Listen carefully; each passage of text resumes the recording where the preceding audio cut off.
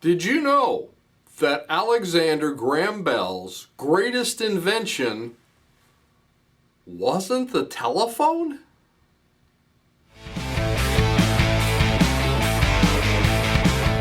Hey, it's Don Skaggs, again with Empowered Inventing TV, where we try to help you help other people by taking your great innovation, the right opportunity, mix all that up with sound wisdom so you, no, not someone else, you can turn them into real things like products and businesses that make money. Now, today I've got a question. Did you know? Or maybe a did you know statement. Did you know that Alexander Graham Bell, AGB, let's call him, everybody loves to do those three-letter acronyms for people's names now. Did you know that AGB didn't consider the telephone his greatest invention? And he might have been right about this. Now, among the hundreds, because, you know, again, Alexander Graham Bell was a prolific inventor, like many of us are. So among his many projects, he had an early version of the metal detector. And you got to remember, this is like, what, 1880s? A better phonograph record. He tried to improve on Thomas Edison's phonograph. A hydrofoil boat. Giant tetrahedral kites. I'd love to see one of those. And something called the Silver Dart aircraft, which was actually 6 years post the Wright brothers. So he was like innovating beyond the Wright brothers, which is kind of cool. You know, you're innovating. It's like, okay, the Wright brothers, you know, it was all well and good. I made this, it's better. And with every invention, by the way, that's always a possibility, including yours or what you do on top of what other people do. So Bell considered his, though, crowning achievement to be something that was literally 100 years ahead of its time. I know, it sounds wild. It sounds like something out of a science fiction novel, doesn't it? So what was this invention? Well, he called it the photophone.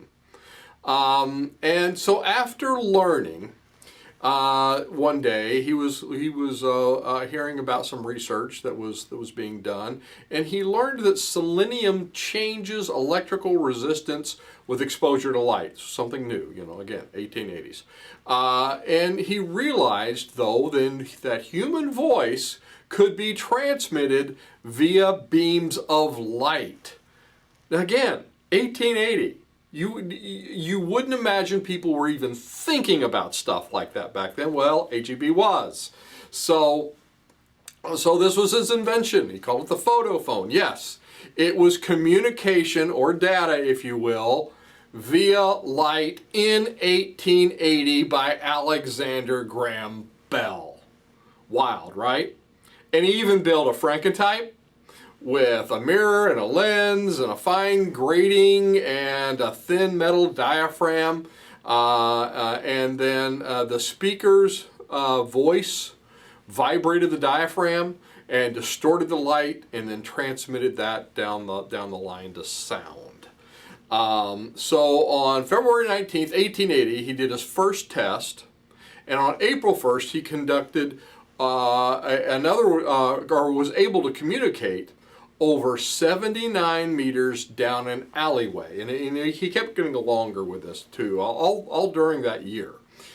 So at the end of it, Bell said, was quoted as saying, "I have heard a ray of sun laugh, cough, and sing." He was excited about this. He literally said he considered this his greatest achievement. Now, unfortunately, this greatest achievement of his, he would never see come to fruition.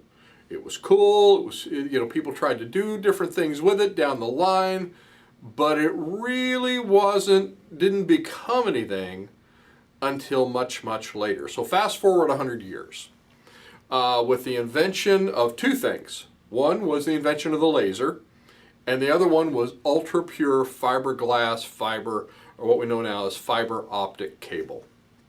And those were the two things that actually made it feasible. This allowed for light signals to go over long distances. If you lived in the 80s, you remember when those things first came out, and it was like this amazing new thing. What nobody knew is Alexander Graham Bell was the one that kind of started all this. But it allowed light signals to travel long distances. Today, there is over 2.5 billion miles of fiber optic cable in the world. From here to Neptune, I saw somewhere where they said it would go to. So what can we learn from all this? This is the important part of this now. Kids, pay attention.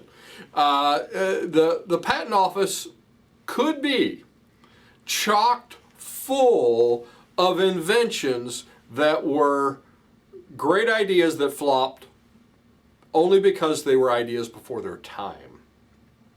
Maybe they weren't feasible because of the state of the technology at the time, just like this one was.